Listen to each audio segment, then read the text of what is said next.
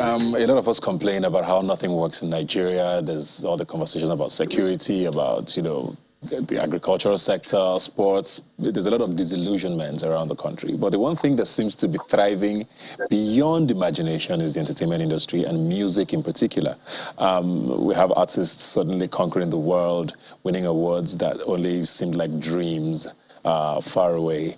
Today, and it's a very sort of heartwarming sign that things can still work, even if it's in spite of government. In the last week or so, 2 documentaries have come out on streaming platforms celebrating the journey of the Nigerian music industry, and it has brought more spotlight to the industry. Where it's been, where it's coming from, and where it's probably headed. We're going to be starting our conversation right now on that. I'm joined now by a pioneer in the industry, someone who is a huge part of the conversation around Afrobeats and the Nigerian music industry, media entrepreneur, Dayo Adeneye. Thank you very much for joining us, sir. Well, thank you very much for having me, Ebuka. Thank you. And Baraka de Salah to you and everyone. Thank you very much, and I wish you, of course, the same. Hope you're enjoying the holiday. Let's go right into it. Like I said, we have 2 documentaries that have put the music industry back in the spotlight, and you, of course, are heavily featured in them. How have you received this? Knowing where you were when all of this started, how the scene was, if there was even a scene, at the time, and where we are now, where suddenly Grammy conversations seem very normal. How do you take all of this in? Well, thank you, Ebuka. It's something we've always envisioned, talking about myself and Kenny. A big thank you to High Chief Dr. Raymond Dokwesi, who also believed in this vision with us. During our days of Ray Power, we've always envisaged, we're the giant of Africa for a reason. Music emanated from Africa. And we've always said, look, if Jamaica, a country of 3 million people, can sell reggae to the globe, we, a nation of 200 plus million people, should be able to sell something, whether it's juju, whether it's we should be able to sell our music, our culture. We should be able to take it abroad. I've always envisaged this, so I'm not surprised. From the days of King Sunny Ade to Fela to Two-Face, we've always been trying to get this, the world to accept us musically, language-wise. So I'm very, very elated. I'm very happy now. It didn't happen overnight, Ebuka, contrary to what people may be thinking that, our boys just blew up overnight and now. No, foundations were laid. We stand on the shoulders of giants, giants like Fela Anikulapo Kuti, who have been taking this music abroad for decades. King Sunny Ade, who was nominated for Grammys 4 times. Femi Anikulapo Kuti, who was nominated 7 times. So there are people who have preceded, like John the Baptist. They preceded, the Burna Boys and the Davidos and the Wizkids, So we must give them credit. So I'm not surprised, but I'm very, very elated and I'm very happy. I like the fact that you said, it didn't happen overnight. But I wonder, because we've seen these documentaries, but without even seeing the documentaries, a lot of us kind of know how this has evolved. Do you think there was a moment where things changed? For, this sort of sudden global explosion? Or was it sort of, like you've said, a slow projection? Because, there's conversations around, okay, was it the Banj moment? Or was the collaboration with whoever internationally? Was there a moment you think things changed or switched? No. Look, the journey of 1,000 miles starts with 1 step. And it would be disingenuous for me to or anyone to ascribe, the success of this to one particular person or genre or particular time and say, oh, it was in 1999 or it was the band. No. There were people who preceded, who were chipping away at the blocks, the stumbling blocks. There were people who were chipping away. Two-Face's single was the first song to be featured in a global movie, African Queen. So Idris Abdul Karim was the first artist to carry the Olympic torch. So Nice performed at Nelson Mandela's 90th birthday in London. The band performed, his music was played heavily during the Olympics in England. So it's been a multitude of factors, but we must say and thank the Nigerian, population, the Africans for embracing the music first of all. If you're not successful at home, you're not successful abroad. But we thank the Nigerians that, in diaspora as well, that continue to play this at their birthdays, play this music at their weddings. But most importantly, I think a great deal of this success must be given to social media. The world has become a global village. One song on TikTok reaches everybody around the globe. So I think the advent of social media, TikTok, WhatsApp, and what have you, has made the world a global village. So you can release your song today, and tomorrow it's in Los Angeles, as opposed to 1999 when Kenny's music, we had to physically carry these CDs to LA, carry them to London physically, because there was no way to get the music across. Yeah. But we must thank God, and I must say congratulations to all the artists that are doing well, from Burna Boy to Davido and Kiss Daniels. They're doing us very proud, and we're very happy. But I must say, Ebuka, this is just the tip of the iceberg. Mark my words. Another is going to come who is going to beat them hands down. I say now we're just talking of nominations. Now when that next artist comes in the next 3, 4, 5 years, they will be the mainstay performing live at the Grammys, not just outside or just receiving the award and not just being nominated for international best act. They will be the main focus globally, and that's going to come surely. And I think that's what we all pray for. We hope, things continue to grow that way and also spread to other parts, other sectors of the country. But, you touched on something there that I want to ask about. Because, like you said, you had to do a lot of things physically. You fought a lot of the piracy drama, with regards to how CDs were done back in the day. And today it's all different. Like you said, you put your song on social media and it's everywhere. But the one thing that we've always talked about is the fact that we need structure in the Nigerian music industry, Record labels were a big part of that, how you had to go through the system, get signed to a label, and then they do your PR and promote you and all of that. Today it's a little different, and people are starting to wonder, does structure still matter, and what does structure look like today, with how the music industry has evolved for you?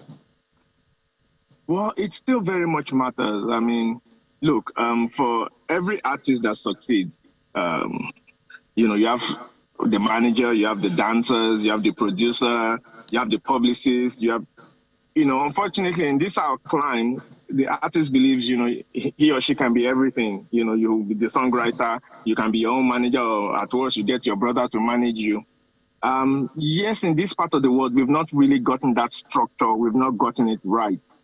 And it's very hard to get our artists to believe that, look, you can't be the songwriter, be your own producer, be your own promoter, sell your own records. You might get it, you might be lucky and get 1 song or 2 songs or maybe 1 album or 2 albums. But down the stretch, if you want longevity in this business, if you want, to stay on top of the game for a long time, you need to have a record label, you need to have a proper management, you need to have an entertainment lawyer, you need to have a team. And that's your structure. It's not just your record label. You have to have a team behind you, pushing you, so you can live, you can have your own time for your own creativity. You can have time to, write your songs, go into the studios and do what you know how to do best, which is writing or singing or performing or whatever it is. So the structure is still very important, although our artists have found a way to circumvent that. They just enter the studio, come up with a hit song, put it on, on social media, and bam, next thing they're performing. But that usually leads to artists that you call flashes in the pan, a flash in the pan. They'll come out and within 1 or 2 hits, next year you don't see them again. The ones that are doing well now, look at Wizkid. Wizkid has been around for over a decade.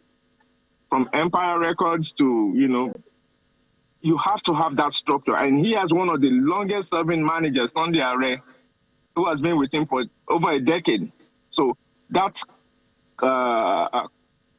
constant, managerial ability, having someone to, have his back has enabled him to last this long in the business. Davido is approaching a decade as well.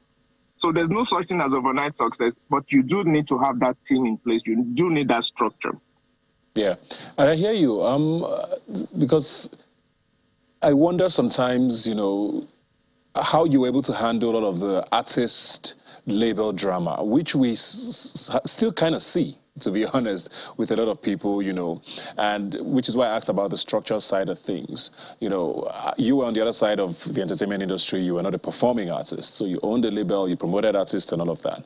How do people today get to navigate that, because it's still sort of a thorny issue with record label owners or people who manage artists, Do you think it's more seamless now than when you were sort of at the helm of things in music?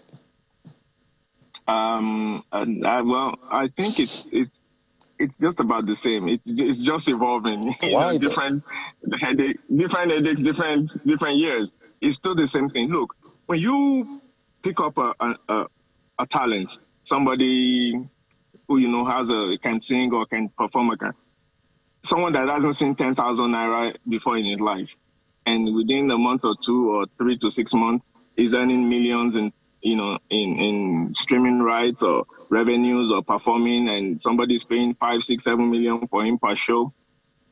If the person is not well grounded, or has a good management team, or has a good family background that can keep the person level-headed, they tend to get out of hand.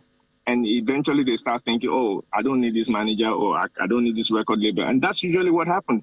And then they start surrounding themselves with what we call sycophants, yes men, who say, you don't need them. Just, you are the big star. Yeah, you don't need them, man. You don't. And of course, they do away with their record label. They do away with their lawyers. Oh, I don't need the lawyer, man. And, I'm a big star now. And that usually leads them to pitfalls. Yeah. And before you know it, the shows fade out.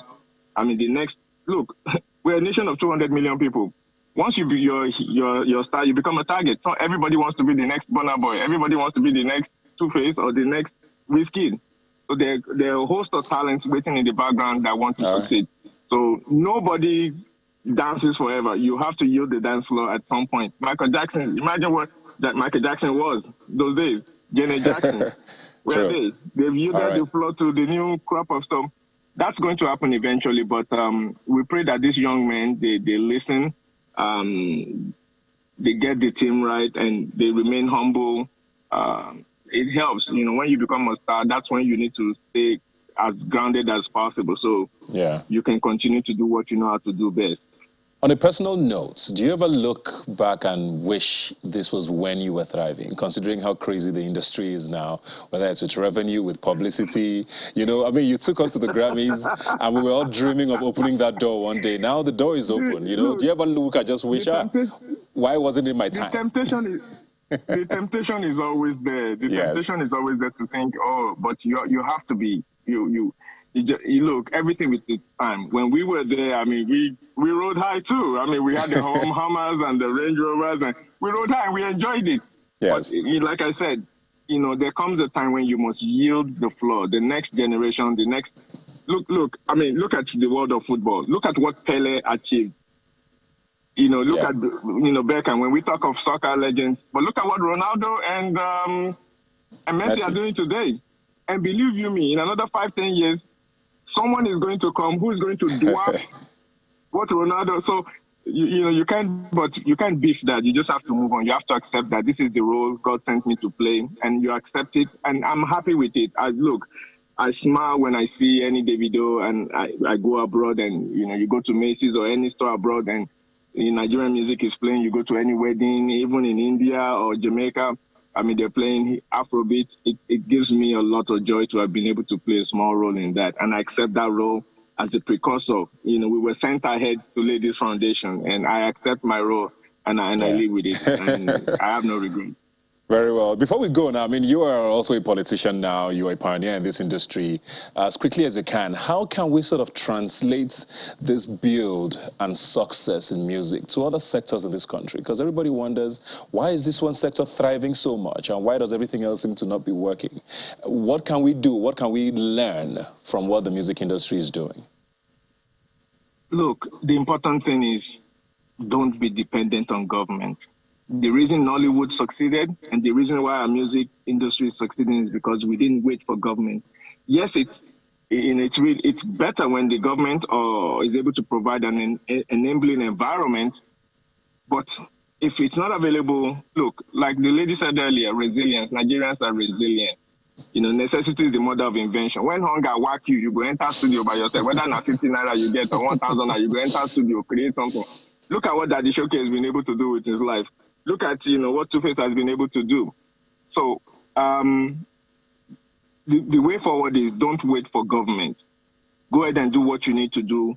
Sell yourself, sell our culture, sell our, whatever it is that you need to do to put food on the table. But legitimately, it will put, when we started this thing, music was for dropouts. My father almost disowned me. Like, what? I sent you abroad to go and read. You want to do music? But look at it today. But we believed in the vision. We believe, wait a minute.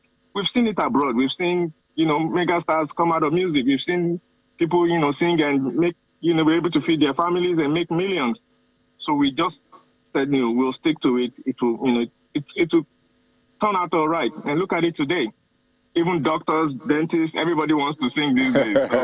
So, once you say, look, you can always ask for government help. It's always good when government is able to help, but you can't wait for government to do everything for you. Yeah, very well. Are we expecting a documentary from you too? It's in the works. Kenny's music is coming up with something. Okay. They say if you don't tell your own story, somebody will tell it for Exactly. you. So yes, we're cooking up the Kenny's music story, and that should be out very, very, very soon. Thank you very much. Looking forward to that. And thanks for inspiring a lot of us, whether we're music or not. I mean, you pioneered a lot of things, whether it's on TV or in music and just lifestyle generally. And a lot of us are here today because of all the great things that you and your partner have done. Thanks for being here today. Thank you, Buka. And we are very proud of you as well. We passed the baton over to your generation, but you're not letting us down. You're making us very, very proud. I, for one, am one of those who's very, very proud of you and your exploit. Thank you for having me. Thank you very much.